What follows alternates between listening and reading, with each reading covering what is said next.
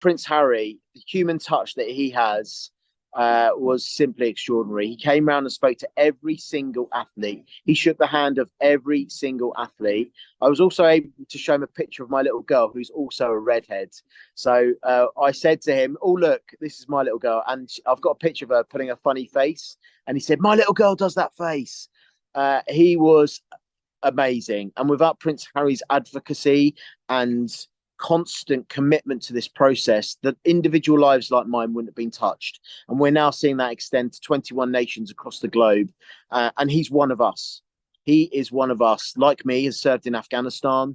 So I was amazed to meet him and to be able to have a magical moment, and selfies and photos was brilliant. And he's around here all the time. He keeps walking around here, and of course gave that amazing speech at the beginning of the opening ceremony. The whole room jumped in on a spontaneous Harry, Harry, Harry.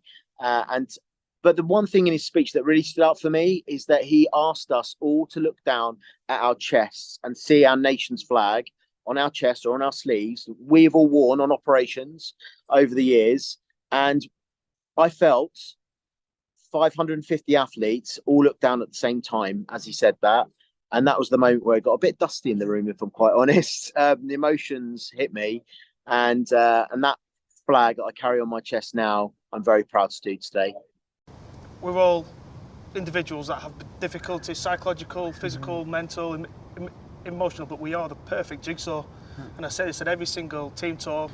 Your strength may be what I need, my strength may be what someone else needs. And I push that towards the team, and it's starting to spread, and it's just absolutely fantastic. Do you know what I find remarkable? I'd always said, I take inspiration from these guys, the guys around me. And I was living in that bubble, taking inspiration from the people around me, taking morale from them, but not really aware that the rest of the world would want to see that. And I always found it amazing that you saw that before we saw it, and we were living in it. Yeah, but I spent 10 years working alongside all of you guys, not just from the UK, from most of these nations as well. So the respect and the understanding that I had was deeper than anybody else, I guess. And then being in the position that I'm in was like, hang on a second, all what they're doing on operations, what they're doing back at home as well, the way that they are as individuals and the way that they are, what their families are as well, that needs to be celebrated. And I always thought that society as a whole, whether it be in the UK, whether it be in Australia, whether it be anywhere in the world, society will always be better if we can learn off the way that these guys and their families and all of you guys carry out your day-to-day lives. But, Did you think it was going to get this big though? No, you can never predict how big it's going to get. I mean, JJ didn't even want to sign up in the first place because he's like, it's just going to be a sports day. And then we said, no, it's in the Olympic Park. He's like, oh, right, yeah, I might do that. And then I'm not denying it. All right, well, better let you get on with it then. Yeah, well, thank you very much. Pleasure. Guys, good luck this week. Thank you. Have fun.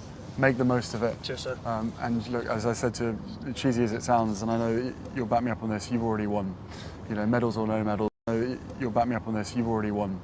Medals or no medals, Absolutely. just making it here for. This is the medal, the uniform being here. This is the medal. Yeah. But also remember that when you go back home and you have to take this uniform off, not only do you get to keep it, but when you go back to your communities, there are so many opportunities for yourself and for other people to learn off you. You are now role models. Yeah. You always were when you were wearing the uniform. You're no longer wearing that uniform, you're wearing a different uniform, and you stand for something different but almost exactly the same. And I think, as I said, whether you're a little person or whether you're an older person, people need to be able to take strength off what you guys are able to achieve. So thank you. Right. Thank you. All right, off and inspire. Go, spread your wings. For many veterans, life after service can feel like a battle of its own. Injuries, both visible and hidden, can take away more than just physical strength. They can strip away confidence, identity, and hope. The Invictus Games offer a lifeline to those who have given so much and now need help to rebuild. They provide a stage where wounded, injured, and sick service personnel can shine again. The Games are not just about winning medals. They are about reclaiming a sense of purpose and belonging. Every competitor has faced extraordinary challenges, from traumatic injuries to mental health struggles. The Invictus Games remind them and the world that they are still strong, still unconquered. The very name Invictus means unconquered in Latin. It is a powerful message for anyone who has felt defeated by fate. Through sport, veterans find new ways to test themselves, set goals and achieve.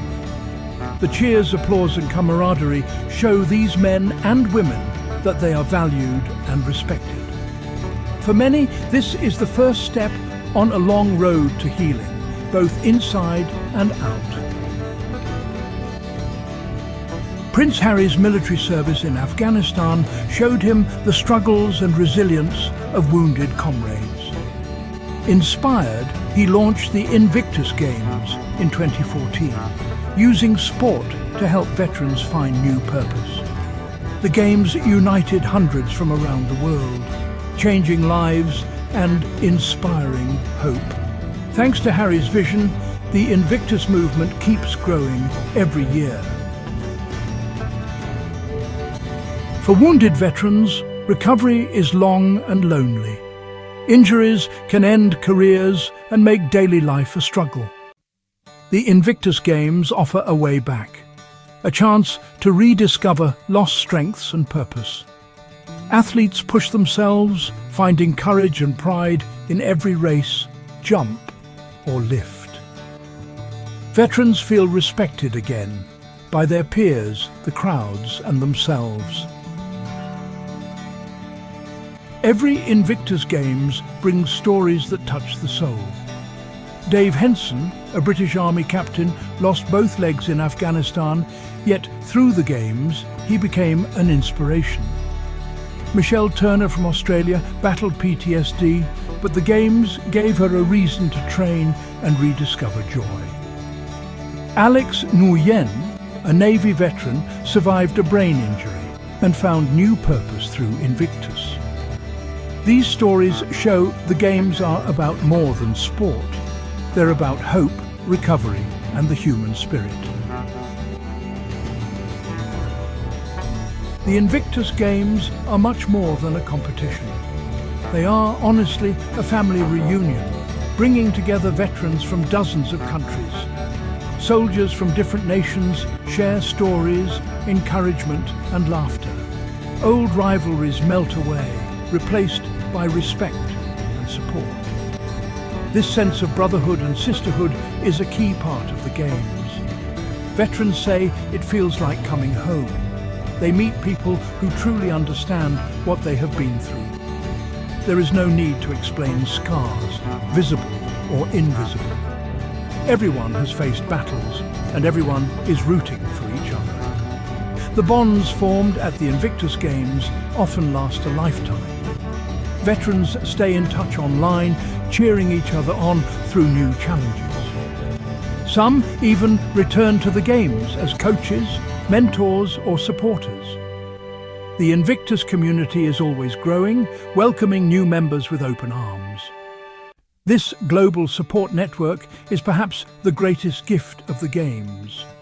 It reminds veterans and all of us that no one has to face hardship alone.